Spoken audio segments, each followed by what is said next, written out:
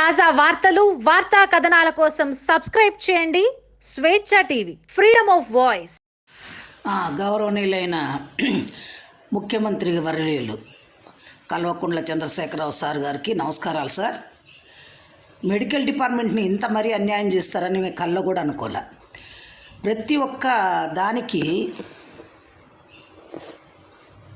Medical department చేస్తుంటే ఎందుకు పట్టించుకోవట్లేదు అర్థం కావట్లేదు. ఇప్పుడు 101 అని కొత్తగా పెట్టి ఆ జీవోనిచ్చి దాంతో అడిషనల్ హెచ్ఆర్ఐ ఈ యూనిఫామ్ అలవెన్స్ ఇవన్నీ కట్ చేయడం బాగాలేదు సార్. పబ్లిక్ హెల్త్ నర్సెస్కి యూనిఫామ్ లేకుండా ఎలా చేస్తారు సార్? వాళ్ళు యూనిఫామ్ వేసుకోరా? వేసుకోవాలి కదా. మామూలు చీరలు కడితేమో డాక్టర్స్ వాళ్ళు ఒకటే లెక్కనున్నారని డాక్టర్లు ఫీల్ అవుతున్నారు. మరి వాళ్ళకి యూనిఫామ్ లేకపోతే యూనిఫామ్ ఏం వేసుకుంటారు? ఎట్లాగూ కాంట్రాక్ట్ వాళ్ళకి ఎలాగూ యూనిఫామ్ ఇవ్వట్లా. అది మంచి పద్ధతి కాదు. ఎందుకంటే ప్రతి కంపెనీలో చేరినా యూనిఫామ్ ఇస్తారు. మరి మీకు పిఆర్సీ కమిషన్ ఇలా ఇచ్చింది అలా ఇచ్చిందని ఎలా చెప్తారు సార్? మన మంత్రి హరీష్ రావు సార్ గారు రోజు ప్రెస్ మీట్లు పెట్టి అన్నీ పెట్టి వాళ్ళకి వీడియో కాన్ఫరెన్స్లు పెట్టి అన్నీ అడుగుతున్నారు, చేస్తున్నారు, బాగానే ఉంది. వాళ్ళు చస్తా బతుకుతా ఆడ వంతెన్నులు లేకపోయినా కట్టెల మీద నడుచుకుంటా వెళ్ళి సేవలు చేస్తున్నారు. ఇన్ని రకాలు చేస్తూ ఉంటే మెడికల్ డిపార్ట్మెంట్కి అటు స్టేట్ గవర్నమెంట్ ఇటు సెంట్రల్ గవర్నమెంట్ ఇద్దరు నాశనం చేస్తున్నారు. ఎందుకంటే సమాన పనికి సమాన వేతనం సుప్రీంకోర్టు ఎప్పుడో చెప్తే దాన్ని కనీసం మెడికల్ వాళ్ళకు కూడా ఇంప్లిమెంటేషన్ చేయలేకపోతున్నారు. ఎందుకు చేయలేకపోతున్నారు? సెంట్రల్ ఫండ్ తోటే మీరు రన్ చేస్తున్నారు. స్టేట్ గవర్నమెంట్ దానికి కొత్తగా బడ్జెట్ ఇవ్వట్లా కాబట్టి దాన్ని చేయలేకపోతున్నారు.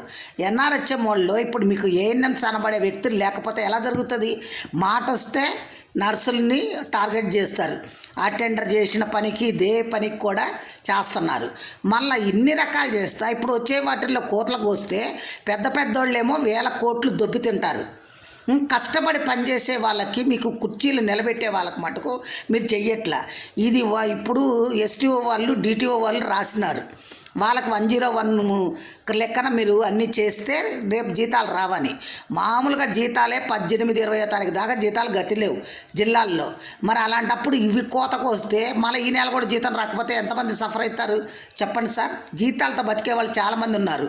మన గౌరవ కేటీఆర్ సార్ గారు మొన్న చెప్పారు ఏమని, జీతాలు అన్ని రాష్ట్రాల కన్నా తెలంగాణలో చాలా ఎక్కువ ఉన్నాయని. రమ్మనండి. 28 రాష్ట్రాల్లో బేసిక్ నర్సెస్కి ఎంత ఉంది, తెలంగాణ ప్రభుత్వంలో బేసిక్ ఎంత ఉంది? మీకు గైడ్లైన్స్ ఇచ్చే వాళ్ళంతా మీరు నర్సులను తీసుకోవాలండి. ఆ నర్సుల్లో కూడా కొంతమందిని కాదు, నర్సుల్ని పారామెడికల్ దగ్గర నుంచి పైదాకా తెలిసిన వాళ్ళని తీసుకుంటే దాని గురించి చెప్తాం.